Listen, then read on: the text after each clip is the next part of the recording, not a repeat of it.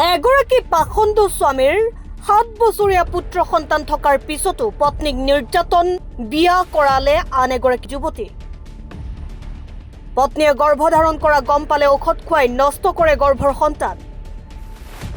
ৰঙিয়াৰ বনগাঁৱৰ এগৰাকী নিকৃষ্ট স্বামী মতিউল্লাহ আলী বহু বিবাহ আইনক ভৰিৰে মোহাৰি বিবাহ পাশত আবদ্ধ হল এগৰাকী ৰঙিয়াৰ ব্যৱসায়ী মতিউল্লাহ আলী।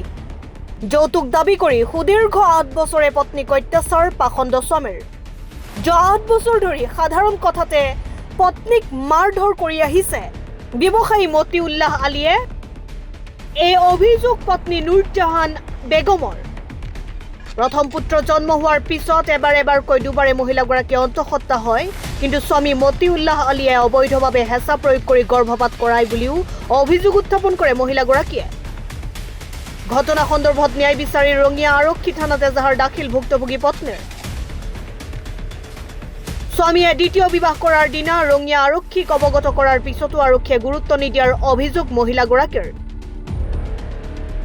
ইতিমধ্যে কামৰূপ আৰক্ষী অধীক্ষক অসম মানৱ অধিকাৰ আয়োগৰ ওচৰত লিখিত অভিযোগ দাখিল কৰিছে নুৰজাহান বেগমে। বহু বিবাহ কৰা স্বামীৰ ওপৰত বিহিত ব্যৱস্থা ল'বলৈ মুখ্যমন্ত্ৰী হিমন্ত বিশ্ব শৰ্মাক কাটৰ আহ্বান নুৰজাহান বেগমৰ। মোৰ ল'ৰা হোৱাৰ পাছতো মোক টেবলেট খুৱাই 2টা বাচ্চা মিছকেৰেজ কৰোৱাইছিল, আৰু যেতিয়া দিল্লীত যাওঁ তেতিয়া 2 মাহৰ প্ৰেগনেণ্ট আছিলোঁ। তেতিয়াও সেই টেবলেট খুৱাবলৈ লৈছিল।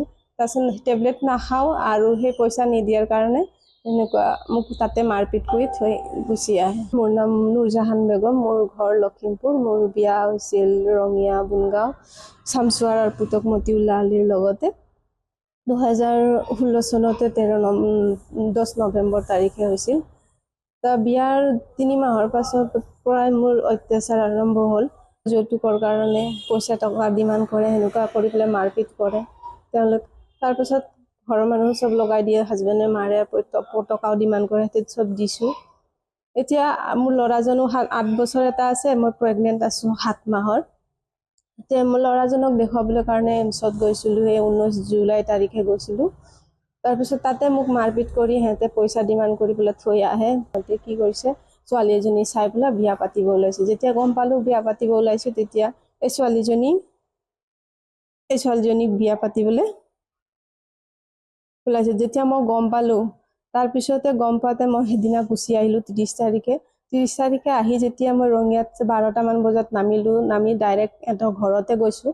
সিহঁতৰ ঘৰত যাওঁতে শাহুৰিহঁতে নন্দেকৰ গিৰিয়েকে মোক মাৰপিট কৰি পেলাই ঘৰৰ পৰা খেদি দিয়ে।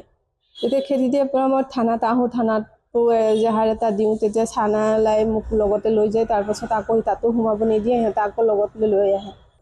কোনো ধৰণৰ একশ্যনে লোৱা নাই সিদিনাৰ পৰা। তাৰপিছত মই সেনেকুৱা মাৰপিট খালোঁ। তাৰপিছত সেনেকুৱাতে মোৰ অৱস্থা বেয়া হৈ গ'ল। তাৰপিছত মই লখিমপুৰ গ'লোঁ, তাতে 3 দিন এডমিট হৈ গ'লোঁ। তাতে এডমিট হৈ তাৰপাছত আৰু আহিছোঁ, ছাৰহঁতে কোনো ধৰণৰ একশ্যন লোৱা নাই। SP ছাৰ গুৱাহাটী আমিনগাঁও যোনটো SP ছাৰ আছে, SP ছাৰকো কৈছোঁ। তাৰপিছত SP ছাৰক ফোন কৰি মোৰ ওচৰতে ইয়াতে ৰঙিয়া থানাতে ফোন কৰি কৈছে। তথাপিও সেই SP ছাৰৰ কথা শুনি পেলাই সিহঁতে কোনো ধৰণৰ একশ্যন লোৱা নাই। আৰু ছোৱালীজনী যোনদিনা বিয়া পাতে সেইদিনাও ছাৰক আমি জনাইছোঁ। ছাৰেও মানে কৈছে কি সেইটো আমি একশ্যন ল'ব নোৱাৰোঁ বুলি কৈছে। আজি 30 তাৰিখৰ পৰা মই ঘূৰি আছোঁ এনেকুৱা অৱস্থাতে। মোক ডক্টৰে বেড ৰেষ্ট কৰিব দিছে, মই কিন্তু বেড ৰেষ্ট কৰিব পৰা নাই। একদম সিদিনাৰ পৰা ঘূৰি আছোঁ, কিন্তু পুলিচে প্ৰশাসনে কোনো ধৰণৰ মোৰ হৈ কোনো ধৰণৰ একশ্যন লোৱা নাই। সিহঁতে চৰকাৰে CM ছাৰে বোলে, CM ছাৰৰ পৰা মোক বিশেষ অনুৰোধ, আমাৰ নিচিনা মহিলাক সহায় কৰক আপোনালোকে। আমি বহুত যন্ত্ৰণাত আছোঁ। আমাৰ এনেকুৱা অৱস্থাতে এৰি দি আকৌ নতুনকৈ সিহঁতে বিয়া পাতিছে, আমি শাস্তি খাব লগা হৈছে। মোৰ 2টা ল'ৰা ছোৱালীৰ মোৰ ভৱিষ্যতটো শেষ কৰি দিছে সিহঁতে। আৰু সেই গাঁৱৰ মানুহজনো, সেই যোনটো জোনাব আছিল, জোনাবজন আৰু ছেক্ৰেটাৰী, সিহঁতে প্ৰেচিডেণ্ট গাঁৱৰ, তেওঁলোকেও কথাখিনি নজনা নুশুনাকৈ সিহঁতে কথাটো বিয়া নিকাহ কৰোৱাই দিছে।